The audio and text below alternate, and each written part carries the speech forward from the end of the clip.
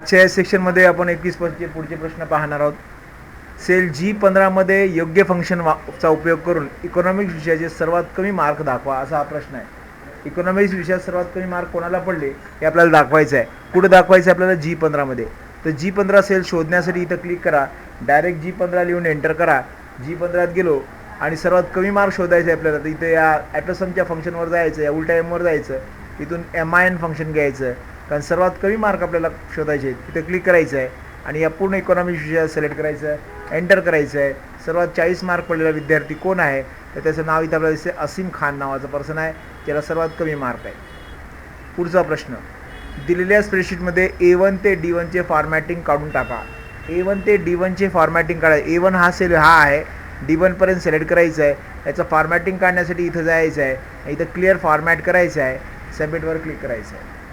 पुढचा प्रश्न घ्यायचा आहे आपल्याला, बी कॉलमला Z to A मध्ये डाटा सॉर्ट करून डाटा अरेंज करा, असा हा प्रश्न आहे. खूप सोपा प्रश्न आहे.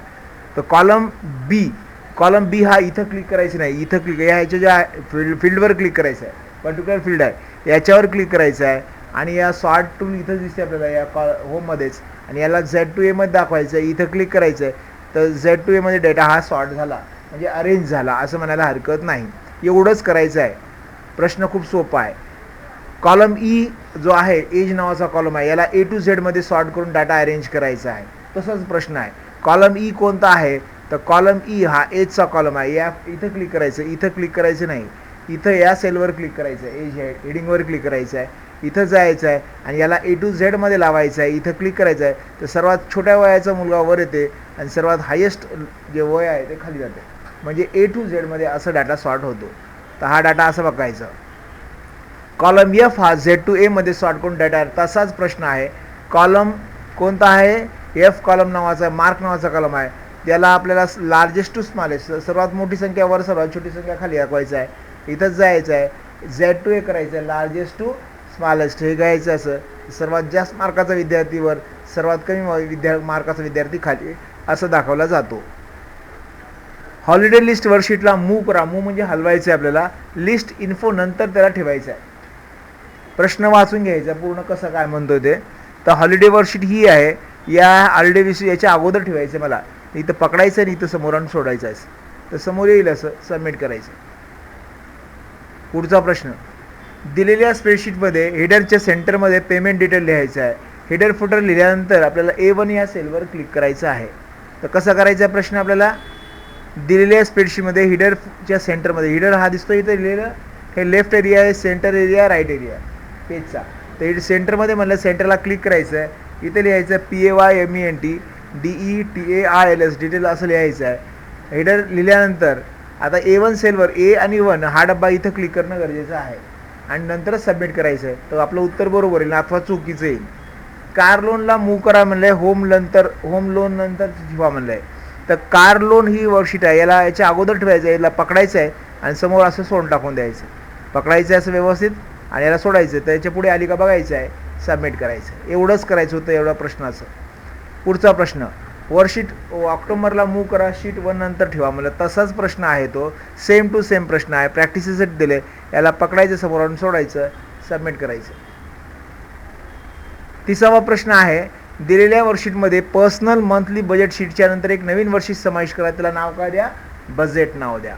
तर पर्सनल मंथली बजेट शीट ही दिसते, याच्यानंतर एक नवीन वर्कशीट इथं क्लिक करायचं, प्लसला क्लिक करायचं, एक नवीन वर्कशीट आली, याला नाव द्यायचं आहे बजेट. इथे नाव टाईप करायचं BUDJET, असं डबल क्लिक करायचं आहे आणि नाव द्यायचं आहे आणि याला सबमिट करायचं आहे. असं करायचं आहे. पुढचा प्रश्न, दिलेल्या वर्कशीटमधून ऑडिट नावाची वर्कशीट डिलीट करायची आहे. ऑडिट नावाची वर्कशीट डिलीट करा. ऑडिट वर्कशीट ही आहे, याच्यावर क्लिक करायचं अगोदर, याच्यावरच राईट क्लिक दाबायचं आहे आणि ऑडिट नावाची जी वर्कशीट आहे याला डिलीट करायचं आणि याला सबमिट करायचं. एकदा वर्कशीट डिलीट केली की ते परत मिळणार नाही. वर्कशीटला 1ला मूव्ह करा, तिचे स्थान शीट नंतर, ते सेम प्रश्न आहे, परत तोच प्रश्न आला. शीट 1ला आपल्याला हलवायचं आहे, त्याला शीट 3 नंतर ठेवायचं आहे, याला पकडायचं आहे आणि समोर आणून सोडून टाकून द्यायचं आहे. खूप सोपा प्रश्न आहे आणि याची प्रॅक्टिस आपल्याला चांगली करायला पाहिजे. शीट 1च्या नाव बदलून मार्कशीट करा, टॅब कलर रेड करा म्हणजे शीट 1चं नाव बदलायचं. तर नाव बदलणं म्हणजे शीट 1 इथे दिसते आपल्याला, याचं नाव बदलायचं, डबल क्लिक करायचं आणि त्याचं नाव लिहायचं आहे मार्कशीट, MARKSHEET असं नाव द्यायचं आहे, एंटर करायचं आहे आणि मग नंतर म्हटलं टॅप कलर रेड करा म्हणलं. टॅप कलर म्हणजे या शीटवरच माऊस न्यायचं, राईट क्लिक दाबायचं आहे, इथं टॅप कलर म्हणून हा टूल येतो, इथं याला रेड कलरनं हायलाईट करायचं. याचा रेड कलरमध्ये असं आलं राव, तर टॅप कलर रेड कलर झाला. पुढचा प्रश्न, रिझ्यूम शीटचं नाव बदलून नेम लिस्ट करायचं. खूप सोपा प्रश्न आहे. रिझ्यूम शीट ही टेम्पलेट नावाची शीट दिसते, याचं नाव बदलायचं आहे, डबल क्लिक करायचं आहे, सिलेक्ट होऊन जाईल असं. इथं लिहायचं नेम लिस्ट असं लिहायचं आहे आणि बाहेर क्लिक करायचं आहे आणि याला सबमिट करायचं. अशा प्रकारे करायचं आहे. त्यानंतर संपूर्ण वर्षी alignment horizontal centre, vertical centre कालही करून पाहिलं आपण कॅलेंडरमध्ये. तशी अलाइनमेंट कशी करतात संपूर्ण वर्षीची, या कोणत्याला क्लिक करायचं, हे हॉरिझॉन्टल सेंटर हे आहे, व्हर्टिकल सेंटर हे याच्यावर क्लिक करायचं आहे, दोन्ही सेंटरला ते सबमिट करायचं. त्या पुढचा प्रश्न, दिलेल्या वर्कशीटमध्ये अलाइनमेंट बनवून संपूर्ण वर्षीची हॉरिझॉन्टल सेंटर, व्हर्टिकल, प्रश्न तोच आहे, फक्त प्रश्नाचं स्वरूप बदललं, वाक्यरचना बदलली, प्रश्न तोच आहे, एकसारखाच आहे. इथं क्लिक करायचं कोणत्याला, हॉरिझॉन्टल सेंटरवर क्लिक करा एकदाचं, परत व्हर्टिकल सेंटरवर क्लिक करा, सबमिटवर टिक करा, सगळं होऊन जाईल. तर ते तर आपल्याला करणं गरजेचं आहे. असं सेल A4 ते H4 ब्लड डोनेट डाटाबेस या हेडिंगला मर्ज अँड सेंटर करा. मला मर्ज आणि सेंटर करतात, आपण आत्ताच करून बघलं. तर A4 पासून ते H4, A4 कोणता, ए कॉलम हा आहे, 4 हा डब्बा हा आहे, इथं क्लिक करायचं नाही, ह्या डब्यावर क्लिक करायचं.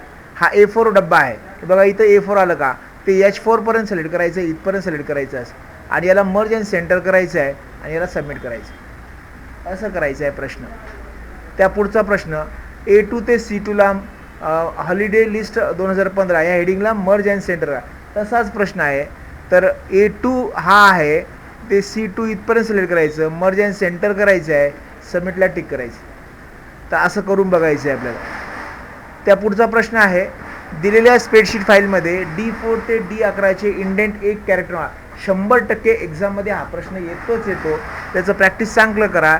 D4 पासून D11ला सिलेक्ट करायचं आहे असं, हे सिलेक्ट केलं आणि याला 1 कॅरेक्टर वाढवायचं आहे. तर हा इंडेंट टॅब आहे, इन्क्रीज इंडेंट, याला फक्त एकदाच क्लिक करायचं, थोडं पुढे सरकते असं, सबमिटवर टिक करा असं. त्या पुढचा प्रश्न आपल्याला बघायचा आहे, दिलेल्या वर्कशीटमध्ये B2 या सेलला अनमर्ज करा. मर्ज म्हणजे एकत्र करणं, अनमर्ज करणं म्हणजे वेगळं करणं. आता B2 सेल कोणता आहे, हा बी काळ इथे क्लिक करतो. B2 सेल हा पूर्ण एवढा मोठा सेल आहे, पण तो एकत्रच असलेला आहे. याला अनमर्ज करायला या मर्जच्या या बाणावर क्लिक करायचं, मर्ज सेंटरच्या बाणावर. इथं अनमर्ज नावाचा एक टूल आपल्याला दिसते, इथं क्लिक करायचं आहे आणि हे सगळे अनमर्ज झाले अशा प्रकारे. याला सबमिट करायचं आहे. पुढचा प्रश्न, B11 सेलला व्हर्टिकल टेस्ट काय करायचं आहे आपल्याला, ओरिएंटेशन अप्लाय करायचं आहे. व्हर्टिकल टेस्ट ओरिएंटेशन म्हणलं आहे. बघा लक्षात ठेवा, पेज ओरिएंटेशन आणि ओरिएंटेशन दोन मधला फरक वेगळा आहे. इथं प्रश्नात जर पेज ओरिएंटेशन आलं असतं तर या लेआउटवर गेल्या असत्या, इथं पण ओरिएंटेशन असतं. पण इथं सेलचं ओरिएंटेशन म्हणलं, सेलचं ओरिएंटेशन व्हर्टिकल टेस्ट करा म्हणलं. तर सेल ओरिएंटेशन म्हणजे अगोदर आपण B11 सेल सिलेक्ट करायचा, हा B11 सेल हा आहे, B11 सेल हा आहे, आलं का बघायचं, चेक करायचं आहे. याचं सेल ओरिएंटेशन म्हणलं, सेलचं ओरिएंटेशनसाठी या ठिकाणी यायचं, हे दिसते का टूल आपल्याला AB नावाचा, इथं जायचं, याला व्हर्टिकल टेस्ट करायचं. तर असं नाव येतं, कळालं का, हे असं करून बघायचं आहे.